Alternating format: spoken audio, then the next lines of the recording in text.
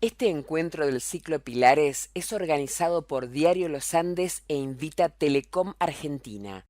También cuenta con el apoyo de Lorenzo Automotores, la Municipalidad de la Ciudad de Mendoza y la Municipalidad de Godoy Cruz. Además acompañan Asociación de Ejecutivos de Mendoza, OSEP, Sancor Seguros, Fundación Pro Mendoza, Punto a Punto, Radio Mitre y la Universidad Nacional de Cuyo. Seguimos con este encuentro del ciclo Pilares y en este caso nos toca hablar de algo muy importante para la provincia de Mendoza, que es el recurso hídrico, el agua. Y para esto tengo tres experimentados funcionarios que nos van a contar un poco cómo vamos a trabajar para mejorar este recurso. Alejandro Genari es ingeniero agrónomo y doctor en economía. Además, se desempeña como profesor de economía agrícola y es consejero del Río Mendoza. Santiago Ruiz es investigador a cargo del Centro Regional Andino del Instituto Nacional del Agua, organismo de ciencia y técnica del Ministerio de Obras Públicas de la Nación. Nicolás González del Solar es doctor en Derecho, especializado en recursos hídricos. Alejandro, arranco con vos. Luego de la decisión de postergar Portezuelo, ¿cuáles crees que son las obras de infraestructura que realmente debe afrontar la provincia para distribuir y mejorar el uso del recurso hídrico? Portezuelo, antes o después se va a tener que hacer, más allá de las dificultades que hay en este momento, y hay obras avanzadas que tienen avance en los proyectos, como el Baquiano, que creo que está pronto a ser licitada, y que es muy importante que se consiga una muy buena tarifa eléctrica para que la obra tenga una buena rentabilidad y permita generar dinero para hacer nuevas obras. Después hay muchísimas obras. La provincia necesita obras en todos los sistemas hídricos, tanto para riego como para agua potable y saneamiento, para aumentar la circularidad, la economía circular del agua, que debería avanzarse mucho, y en eso el acuerdo con Israel nos puede ayudar muchísimo, porque son los que mejor lo hacen posiblemente a esto. Y también obras aluvionales. Estamos ante un fenómeno de cambio climático que no solo dice que vamos a tener menos agua en la montaña, también que vamos a tener más precipitaciones, y por lo tanto más precipitaciones también es mayor riesgo aluvional, y por lo tanto el sistema hoy más que nunca tiene que tener mayores niveles de coordinación de los que ha tenido en los últimos 20, 30 años. Y como obras específicas, bueno, hay muchas obras que en los distintos momentos se fueron planteando, muchísimas se ejecutaron. Creo que los últimos 30 años han sido los años de mayor ejecución de obras de irrigación, pero no alcanza para este escenario de falta de agua y de riesgo de tener un año mucho más complicado de lo que hemos tenido. Hace falta muchísima más agua y bueno, hay que buscar obras que tengan proyectos, hay que tener proyectos, por eso hay que celebrar que vuelva por tercera vez el esquema con FAO para hacer proyectos. A mí me tocó dirigir la primera vez, fui coordinador nacional del proyecto FAO Irrigación, y se hicieron muchos proyectos y esas obras en un 90% se concretaron. Creo que una de las obras más importantes tienen que responder una pregunta: ¿para qué quiero hacer las obras? ¿Sí? ¿Qué proyecto de desarrollo tengo relacionado con esas obras? Muchos de esos proyectos de desarrollo tienen que ver con el desarrollo territorial, es decir, la actividad agrícola, sumada al turismo, sumada a la ocupación del territorio, y por eso son muy importantes algunos procesos. Por ejemplo, muchas obras de impermeabilización clásica en los canales del este de Mendoza, por ejemplo, el proyecto Santa Rosa La Paz, que está avanzado, que se hizo en la segunda versión, en la segunda vez que vino FAO, fue uno de los proyectos que quedó y que se actualizó y posiblemente sea uno de los primeros que se hagan. Muchísimos proyectos en la zona este de los ríos Diamante y Atuel, y esos proyectos tienen que ver con un desarrollo de la ganadería. Si no va a haber un desarrollo fuerte de la ganadería, una actividad económica que pase de la actividad en el secano a una integración con el oasis y a una producción de valor agregado, bueno, ese es el porqué de que hacer esas obras. El porqué de otras obras, y cada vez más el sistema está asociado a la energía. Y hay que ahorrar energía en el sistema hídrico, particularmente energía de bombeo, de aguas subterráneas y recuperación de acuíferos subterráneos. Por eso son muy importantes las obras en los dos grandes acuíferos subterráneos donde hoy no se pueden hacer perforaciones, que son la margen derecha del río Mendoza y todo el Valle de Uco. Ahí obras como Luján Sur, que es una obra de presurización por gravedad, yo la llamo irrigación 4.0 porque no es por surcos, no es por el sistema mecánico, que son los pivots, que seguramente se van a consolidar en la zona este, para regar pasturas, para regar hortalizas, para regar viñedos no sirven, para regar frutales no sirven, y en la zona más pegada a la montaña, donde tenemos posibilidades de hacer este tipo de obras, como Luján Sur, como Altamira o Altayarí, donde Luján Sur el proyecto ha sido hecho, reformulado y posiblemente haya que reformularlo de nuevo, pero está muy avanzado y esa sería una gran obra. Y después tenemos que resolver algo que creo que recién lo acabo de decir, la economía circular del agua es determinante. No podemos, tenemos un gran avance con las áreas de cultivo restringidos, como el acre Paramillos, el acre Campo Espejo, pero en los últimos 5 o 6 años ha habido una explosión de obras en el sistema de agua potable, cosa que es muy, muy importante, porque de hecho, recordemos nuestra ley de aguas, donde el primer uso es el consumo humano, el prioritario, y es lógico porque es el que genera también la vida, ¿no? Ahí hay posibilidades de hacer muchas cosas. Ahora se ha avanzado, por ejemplo, en tratamiento secundario, posiblemente se pueda avanzar en tratamiento terciario, que yo creo que deberíamos ponerlo en los estudios de prefactibilidad. ¿Para qué? Para que esa agua no solo se use con tratamiento secundario, se puede usar para regar en forma controlada una serie de cultivos, con tratamiento terciario, es decir, eliminando todo rastro de Escherichia coli, que es una bacteria, o de huevos de ciertos parásitos, podría utilizarse ya para incorporar en el sistema de riego y optimizar las zonas del bajo del río Mendoza. Obviamente esas zonas también necesitan mucho trabajo y muchas obras, porque es una zona donde suelos muy arenosos y mucha pérdida de agua. Es decir, tenemos un escenario donde hay que hacer obra por todos lados, ¿sí? Tenemos que poner en la balanza cuál es el ritmo. Y lo más importante es que tenemos una posibilidad de responder a la pregunta ¿para qué? Mientras que en el norte hay un ¿para qué lo podemos hacer?, donde se está desarrollando una forrajicultura muy interesante en la valle, integrada también con ganadería. En estos acres, en estas zonas de riego, donde yo llamo de economía circular del agua, podría evolucionarse muchísimo más en esto. También tenemos nuevos cultivos que se está transformando como se transforma en California, es decir, más lento, porque acá los empresarios son héroes, realmente los agricultores son héroes, porque resisten condiciones realmente dramáticas de producción, con cambios tremendos, con una climatología durísima. Uno ve cómo avanza, por ejemplo, todo el cultivo de frutos secos en el Valle de Uco, almendras en el norte y en el este, pistacho en el norte, y dice, bueno, todavía hay gente que cree, que invierte, y bueno, esa gente hay que ayudarla con mejores sistemas, y obviamente incentivos financieros para que se incorporen estos sistemas de riego presurizado en todo aquello que se pueda incorporar. Hay que tener en cuenta una cosa, muchas veces dice el agricultor no pone riego presurizado, no es que no quiera, no puede. Es decir, tiene que tener las condiciones para hacerlo. En algunos lugares la condición del fraccionamiento de la tierra es un gran obstáculo y en otras las condiciones macroeconómicas de la Argentina y las condiciones de financiamiento son totalmente distintas a las que tienen en Israel o las que tienen en España o las que tiene Chile. Así que creo que hay muchas obras. Creo que Luján Sur, Altamira, obras en la cuarta zona de riego.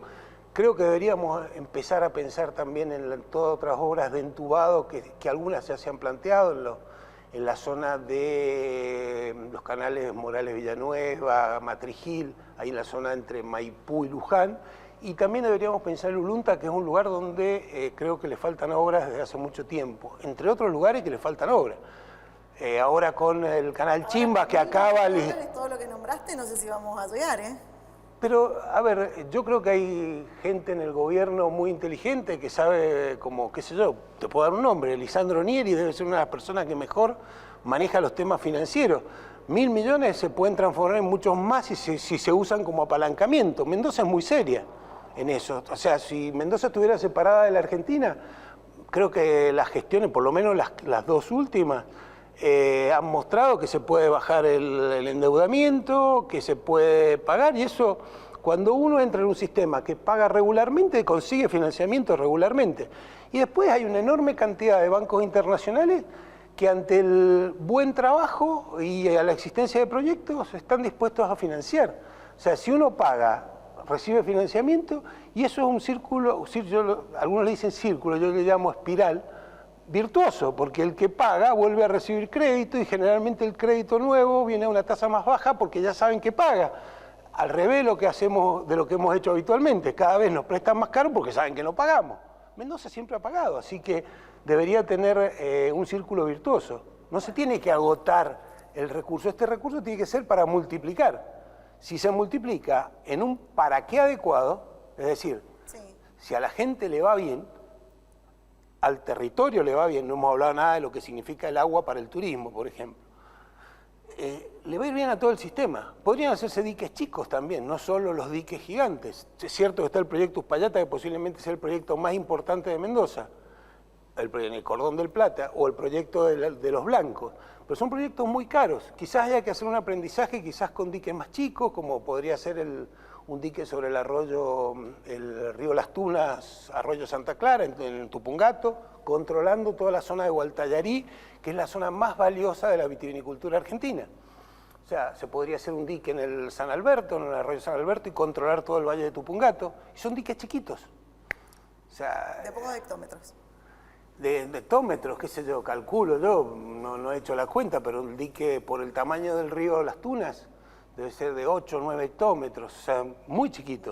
Pero piensen que el dique de Tandil tiene menos de 1 hectómetro y concentra un turismo enorme. Y la zona que regula tiene una dimensión en relación al tamaño del dique. Nicolás, recién Alejandro hablaba un poquito, lo tocó, el tema de la ley de aguas, y me gustaría preguntarte si considerás que es necesario cambiar la ley de aguas para mejorar la eficiencia y la distribución del agua, y también si hay que cambiar la famosa inherencia del agua a la tierra. Bueno, muy bien. En realidad, el problema y de lo que yo puedo hablar no es sobre la distribución, sino sobre todo sobre la administración, la política de la administración y la gestión del agua. La distribución es como el último eslabón en esta cadena que empieza con la política. No tengo dudas que la no reforma de la Ley de Aguas de Mendoza es un importante obstáculo para el progreso. Creo que en eso la provincia se durmió en los laureles. Realmente la provincia de Mendoza es un ejemplo en cuanto a administración y gestión del agua a nivel mundial. Los tres que estamos aquí hemos estudiado afuera, hemos trabajado afuera y sabemos perfectamente que es así. Y somos consultados desde el exterior, así que sabemos perfectamente que Mendoza es no solamente un laboratorio, sino una puesta en escena y una concretización de lo que se puede hacer de una buena administración y una buena gestión del recurso hídrico. Lo cierto es que es la única provincia de la Argentina que todavía tiene una ley decimonónica y con todas las consecuencias negativas que tiene todavía tener una ley del siglo XIX. En cuanto al principio de inherencia, sí, por supuesto, también es un obstáculo para mejorar la gestión y la eficiencia en el uso del agua y en la administración del agua, que es lo que jurídicamente puedo hablar yo. De hecho, desde el mismo organismo, el Departamento General de Irrigación, a veces se encuentran faltas de armonización en lo que la parte técnica de gestión hídrica puede hacer y puede dar soluciones a lo que los abogados de irrigación necesitan hacer para poder enmarcar jurídicamente lo que quizás los técnicos, los ingenieros, con muy buen tino pueden entramar o preparar para una mejor eficiencia. Pero los abogados realmente a veces encuentran dificultades para poder enmarcar legalmente porque no tienen las herramientas. Entonces entramos en esta legiferancia o maraña de reglamentos y resoluciones para tratar de emparchar no solamente la Ley General de Aguas, sino que también algunos postulados de la Constitución de Mendoza, pues el principio de inherencia está en la Constitución de Mendoza. Entonces, esos principios tan férreos, tan ortodoxos, sí necesitan tener una evolución normativa, porque lo demanda el progreso, lo demanda el productor, el industrial y todos los que quieren invertir. ¿Cómo considerás que, si lo pudiéramos resumir en 3 puntos que vos considerás claves que hay que someter a debate en el tema de la ley de aguas? ¿Cuáles serían? Mira, primero, la unificación desde ya. O sea, Mendoza entiende perfectamente, porque lo entiende el Departamento General de Irrigación y los funcionarios que ahí trabajan desde hace mucho tiempo, entienden el concepto, el alcance y el contenido de la gestión integrada de los recursos hídricos, de la unidad del ciclo hidrológico, de la inescindible interconexión entre los recursos hídricos atmosféricos, subterráneos y superficiales, pero no está reflejado en su normativa y tiene que estar, si no parece que fuesen recursos distintos y se manejan de manera diferente. El principio de inherencia, la perpetuidad de los inspectores de cauce también, o sea, estamos pues poniendo en debate la no perpetuidad de, por ejemplo, de intendentes o de otros funcionarios con cargos electivos, y resulta que todavía tenemos la perpetuidad en la elección de las inspecciones de cauce, y eso también necesita una renovación, hace a una evolución en la parte de la gestión y la administración del usuario y del regante del agua. El reuso también, regular y mejorar esto que decía Alejandro recién, ¿no es cierto?, el reuso, la reutilización de las aguas, y otro fundamental es de una vez por todas, la creación, la conformación y el fomento para la creación de consorcios de usuarios de agua subterránea, que todavía no existen en la provincia. Es muy difícil, de acuerdo a cómo están conformadas las asociaciones y los colectivos de usuarios de aguas superficiales sobre todo. Sé que es muy difícil armonizarlos e incorporarlos a un entramado general de esta gestión no estatal del dominio público hidráulico, pero creo que es una materia muy pendiente. Y otro tema, los registros de agua también no existen, no hay registros de derechos de aguas subterráneas, todavía se maneja como catastro, como registro de perforaciones, como desde la década del 50. Santiago, desde el INA, ¿qué tipo de tecnología aplicada a la infraestructura se puede utilizar para eficientizar el uso del agua?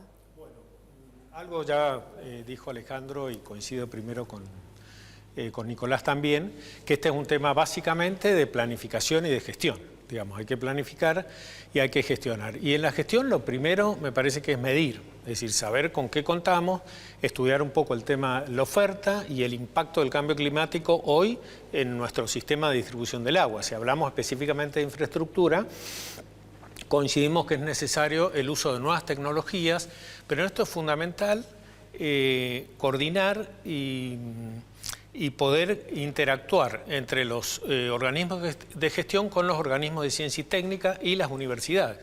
Tenemos un plus, una cuestión muy importante para el diseño de nuevas obras o de nuevas tecnologías.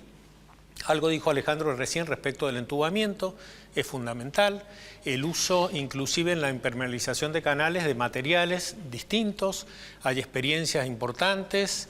En algún momento Irrigación diseñó el famoso MIDO, la medición instantánea de caudales, y hubo un desarrollo que tenía que ver con experiencias que, por ejemplo, había hecho con materiales argentinos la Universidad Tecnológica Nacional. El Instituto Nacional de Tecnología Industrial ha desarrollado el tema del uso de polímetros en el tema de la impermeabilización.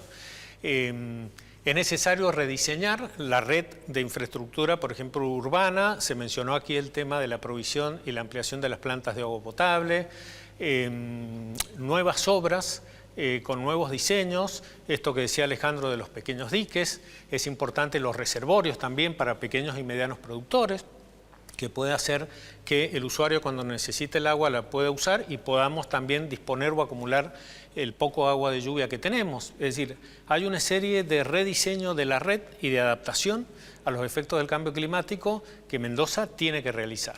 Desde el Instituto Nacional del Agua, obviamente, se asiste nosotros como un organismo científico técnico que depende del Ministerio de Obras Públicas de la Nación, trabaja requerimientos en estudios técnicos y científicos de distintas organizaciones, como pueden ser los municipios. Si querés te cuento enseguida el desarrollo de algunos proyectos que tenemos entre manos, muy importantes, asistiendo a distintas provincias, también a Mendoza, algunos municipios en la protección de humedales. El INA tiene hoy la red pluviométrica de todo el pedemonte mendocino.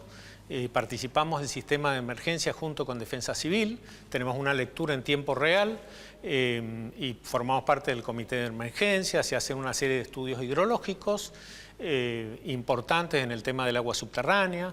Hoy trabajamos en la constitución con otras organizaciones científicas técnicas del país, como el INTA, como el INTI que recién mencioné, como el INB de Vitivinicultura, en el desarrollo de un centro tecnológico del conocimiento, que es una novedad muy importante, con financiamiento del BID, que implica la compra de equipamiento del desarrollo de un laboratorio muy importante para desarrollar temas vinculados a la vitivinicultura y la gestión del agua, como para darte algún ejemplo de esto. Pero me quiero quedar con vos y corto, te pido la respuesta. Hablaste recién del tema de la medición, o la medición del agua. ¿Qué es lo que qué es lo que se mide, qué es lo que no se mide, qué hay disponible hoy en ese sentido? Bueno, lo que hay que medir fundamentalmente, obviamente, es en la oferta hídrica, caudales, los caudales de distribución en los canales, es fundamental, y también el tema de la calidad. El tema de la calidad.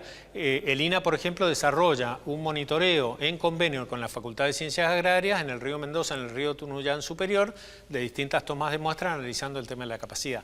Lo mismo pasa con los acuíferos subterráneos que mencionaban recién los colegas, y es importante, por ejemplo, en temas de remediación ambiental, por ejemplo, el INA desarrolla a solicitud del Departamento General de Irrigación todo el tema de remediación del acuífero de Iguarteche-Carrizal, con la problemática que hay de infiltración de hidrocarburos y una serie de cosas donde nosotros hacemos la auditoría de ese monitoreo desde el punto de vista técnico.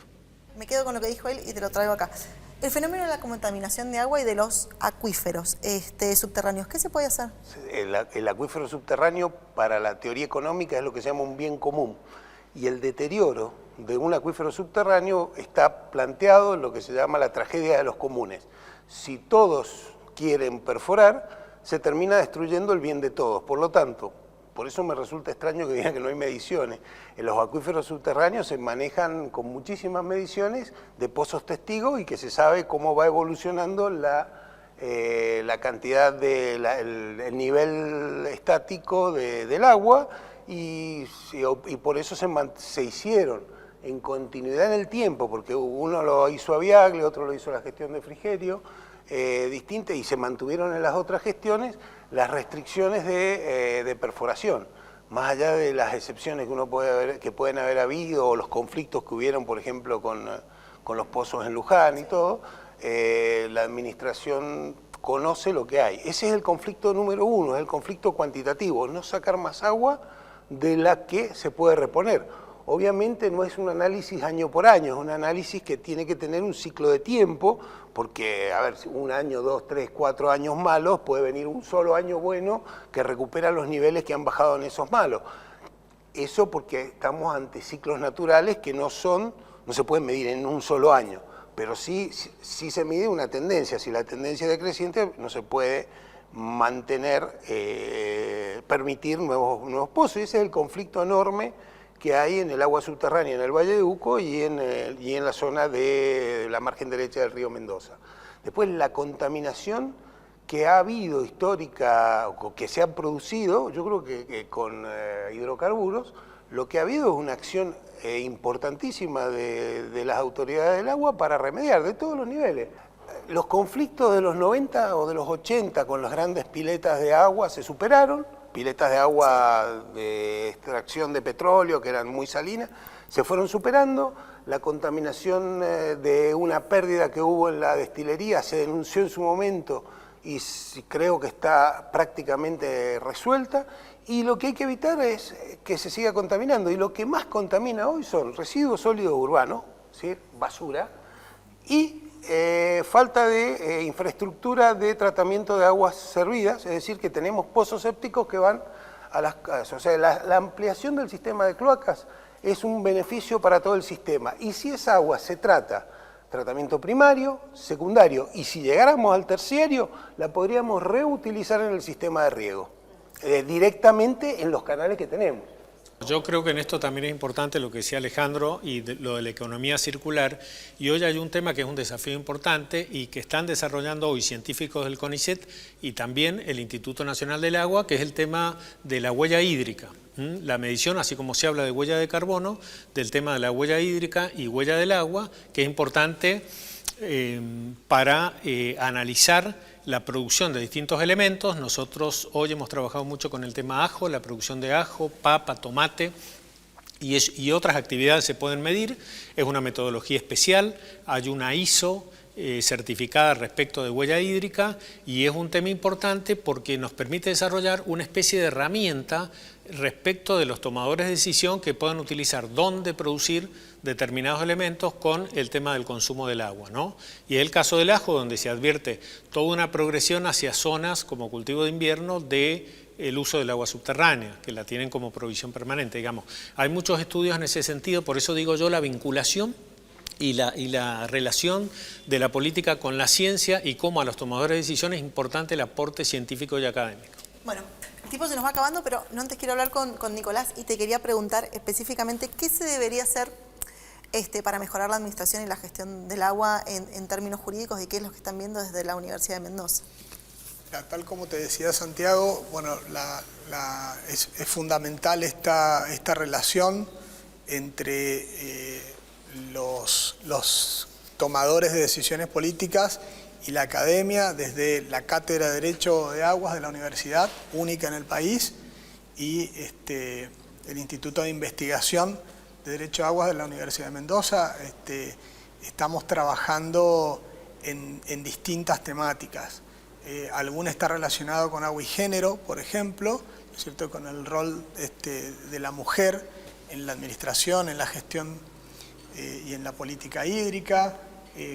Como te dije hace un momento, también está relacionado con proyectos de investigación sobre la creación o entregar herramientas a los tomadores de decisión para la creación de registros de derechos de agua que sean modernos, eficientes y puedan mejorar los existentes, proyectos relacionados con la flexibilización o de hecho, ¿no es cierto?, anteproyectos de códigos de agua también tenemos.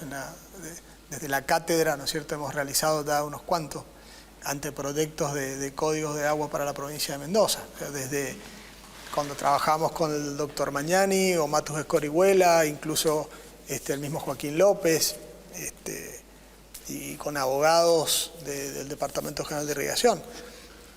Se ha trabajado mucho en el tema y la necesidad de unificar toda esta. Creo que desde el punto jurídico es uno de los principales inconvenientes que tiene la administración y la política hídrica.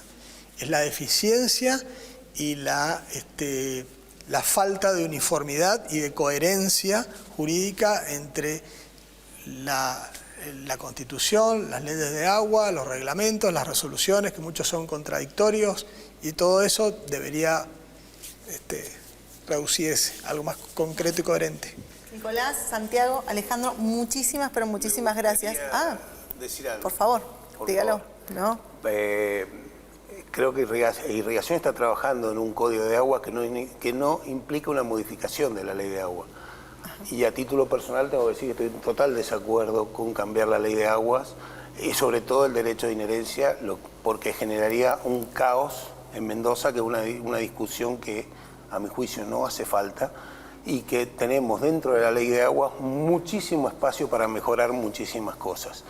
Obviamente todos tenemos derecho a tener posiciones distintas y después otra cosa es que es muy difícil que quizás el que lo ve de lejos, el que lo ve, yo soy ingeniero, obviamente acá los dos señores son abogados, tenemos obviamente visión distinta, es muy difícil en el mundo real que la gente se involucre. Y la verdad que yo le tengo un enorme respeto. Recién hablábamos de un inspector que ha fallecido, que se llama Guarice, que fue un transformador brutal de San Martín, y tuvo quizás 8 periodos, 9 periodos. Ojalá tuviéramos 50 guarices en el sistema que dejan la vida por el sistema hídrico y seguramente con mucho más guarices va a haber mucha más renovación. Muchas cosas uno las cree que las puede arreglar con los papeles o haciendo más leyes o haciendo más reglamentos, no.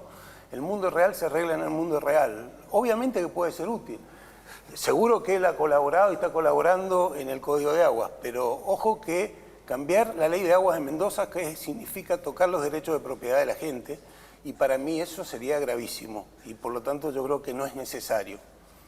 Santiago, ¿querés cerrar con algo? Sí. Yo creo que en esto hay que distinguir y nos garantiza primero los principios que están en la Constitución, que son principios jurídicos hídricos, como parte de la inherencia, la organización del Departamento General de Irrigación, el tema de la planificación y política hídrica. Y otra cosa es la Ley General de Agua. Tal vez sí ahí hay que incorporar la progresión y la evolución de la normativa ambiental. La eficiencia en el uso como obligación del usuario es fundamental que se incorpore en la ley de aguas. Todo el tema de los cuidados ambientales y la evolución, como decía, de la normativa ambiental es importante, pero salvaguardando los principios, por supuesto, que están en la Constitución, entre ellos la inherencia y los otros principios, que es un poco el paraguas y la salvaguarda de la institucionalidad del agua que tiene Mendoza. Les agradezco la oportunidad que nos están dando de hablar abiertamente de este tema que genera controversias y que está bueno conocer cada una, digamos, de las partes o cómo está planteado. Por supuesto, seguimos en este ciclo de debate. Creo que el tema del agua plantea un montón de interrogantes que es probable que la sociedad mendocina se los tenga que ir de alguna forma planteando e ir hablando de este tema para poder mejorar de alguna forma el uso de este recurso tan